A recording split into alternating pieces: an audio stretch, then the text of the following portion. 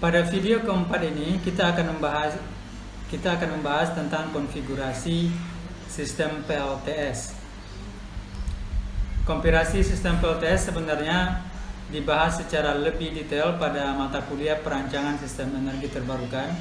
Oleh karena itu pada mata kuliah ini kita akan membahas secara umum dan singkat saja. Pertama kita akan membahas tentang konfigurasi on-grid atau grid connected. Maksudnya adalah sistem PLTS kita itu listriknya itu dikirim kepada jaringan listrik nasional. Misalnya dikirim kepada jaringan listrik PLN. Konfigurasinya seperti yang terlihat pada gambar ini. Jadi cahaya matahari, sinar matahari mengenai modul surya, kemudian modul surya menghasilkan listrik DC. Listrik DC ini kemudian diubah menjadi listrik AC oleh inverter atau oleh beberapa inverter. Kemudian listrik AC itu masuk ke panel distribusi. Dari panel distribusi itu masuk ke meter, alat ukur meter. Alat ukur KWH meter ya. KWH meter ini biasanya bidirectional. Jadi ketika kita mengirimkan listrik ke PLN, maka anggaplah dia bergerak ke kanan, angkanya menambah. Ketika kita menerima listrik dari PLN, angka yang tadi sudah tinggi itu berkurang lagi. Nanti di akhir, entah di akhir bulan atau di akhir tahun, nanti dihitung kita mana lebih banyak, apakah kita mengirim listrik kepada PLN atau kita menerima listrik dari PLN. Selain itu dia bisa dikombinasikan juga dengan beban. Jadi misalkan di rumah di atap rumah Anda punya PLTS, lalu PLTS itu terlebih dahulu memenuhi beban di rumah Anda. Nah, kalau listriknya masih bersisa, listrik dari PLTS yang masih bersisa, itulah yang dikirim ke PLN. Atau bisa juga semua listrik, kalau yang bawah ini tidak ada, kalau yang bagian bawah ini tidak ada, bisa juga, berarti semua listrik dikirim ke PLN, sementara rumah Anda 100% menggunakan listrik dari PLN. Nah, grid connected PV system ini seperti yang dijelaskan di atas. Ketika kita menggunakan PLTS yang daya tinggi, itu dia akan disambungkan ke jaringan tegangan tinggi juga dari PLN. Caranya adalah tegangan yang dihasilkan oleh PLTS itu harus dinaikkan menggunakan trafo low voltage to medium voltage misalkan. Kemudian dari medium voltage itu ada lagi trafo dari medium voltage ke high voltage atau tegangan tinggi. Kemudian dari high voltage itu baru dikirim ke grid atau ke jaringan PLN. Ini bisa juga di belakangnya bisa dipasang inverter, bisa central inverter atau inverter yang kecil-kecil. Tetapi biasanya tegangan yang keluar dari solar array atau solar panel ini dibatasi maksimum 1500 volt DC. Nah, dalam diagram ini filter outputnya tidak ditampilkan. Mengapa perlu dibatasi 1500 volt DC?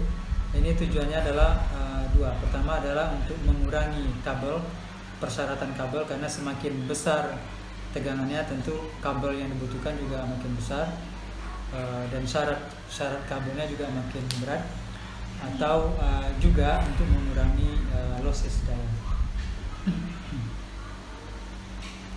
Ini adalah salah satu contoh pembangkit listrik yang tersambung dengan jaringan PLN di Likupang, Minahasa Utara di Sulawesi bagian utara.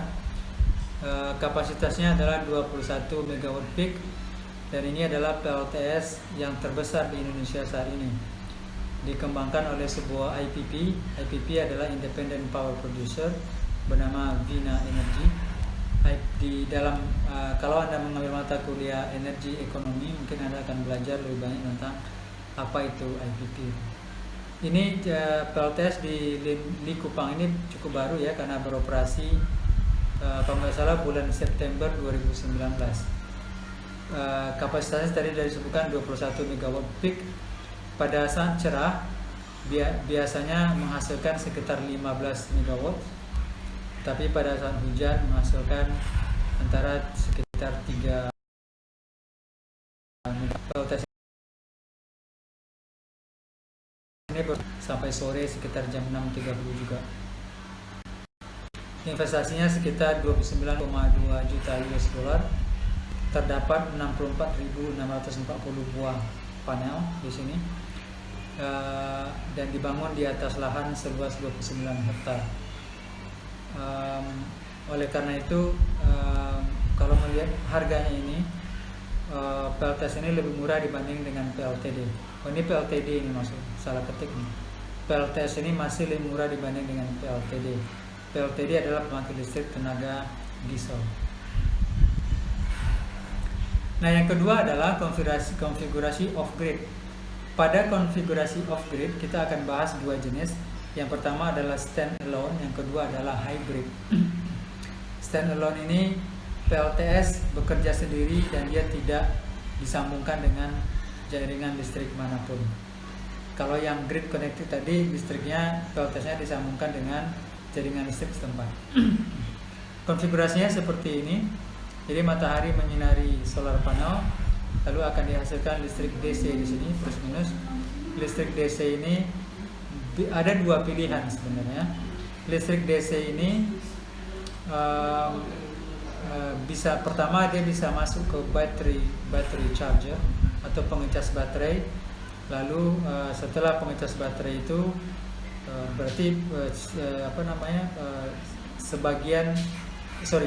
dari pengecas baterai, lalu listrik itu kemudian dilanjutkan ke inverter sehingga dia diubah menjadi dari listrik DC menjadi listrik AC. Kemudian listrik AC-nya dipakai entah di rumah, entah di gedung atau di apa. Itu kemungkinan pertama. Nah, kalau ada oleh karena itu besarnya listrik DC yang masuk ke inverter ini sesuai dengan besarnya daya yang diminta oleh beban ini.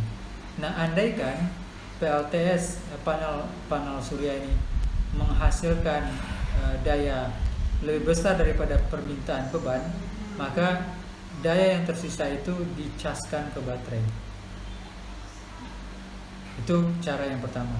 Nah, cara yang kedua adalah tapi tidak diperlihatkan pula di sini. Cara yang kedua, semua listrik dicaskan ke baterai, kemudian dari baterai baru diubah menjadi AC lewat inverter, lalu baru dipakai di beban. Jadi ada dua pilihan. Tapi saya secara personal saya lebih senang dengan yang ini, kecuali pada stasiun pengecas baterai ya.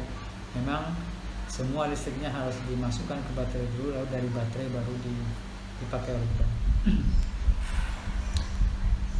Nah, makanya disebutkan di sini pengecas baterai ini bersifat opsional. Ini adalah contoh sebuah pembangkit listrik tenaga surya yang stand alone.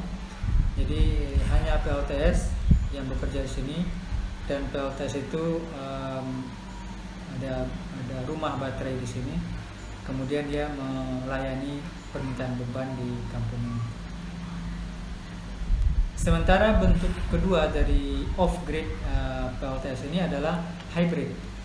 Nah, di sini saya tunjukkan contoh sistem hybrid yang menggabungkan antara PLTS dengan turbin angin, dengan PLTD atau diesel generator, dan dengan baterai. Nah, di sini dilihat bahwa PLTS dia menghasilkan listrik DC searah, maka lalu dari listrik searah ini dimasukkan ke rectifier, masuknya listrik DC, keluarnya juga masih listrik DC. Sementara turbin angin dia menghasilkan listrik AC. Dari AC ini dia diubah menjadi DC dulu, baru dimasukkan ke bus DC ini atau kabel besar DC ini. Atau genset dia juga menghasilkan AC, lalu diubah dulu menjadi DC. Nah, setelah menjadi DC, semuanya diubah menjadi listrik DC, baru bisa digunakan langsung ke beban. Sisanya beban DC ya, bisa langsung digunakan ke beban DC, atau sebagian diubah dulu menjadi AC, lalu digunakan untuk melayani beban AC. Sisanya bisa digunakan untuk mencas baterai. Jadi kira-kira begitu konfigurasi sistem off-grid yang hybrid ini. Ini contohnya ya. Ini ada PLTS di sini, kemudian ada turbin angin di sini. Saya nggak tahu apakah di sini ada baterai juga, tapi minimal PLTS ini dihybridkan dengan sebuah turbin angin, dan ini tidak tersambung ke jaringan listrik PLN di sana. Nah, itulah kira-kira materi tentang konfigurasi sistem PLTS. Terima kasih.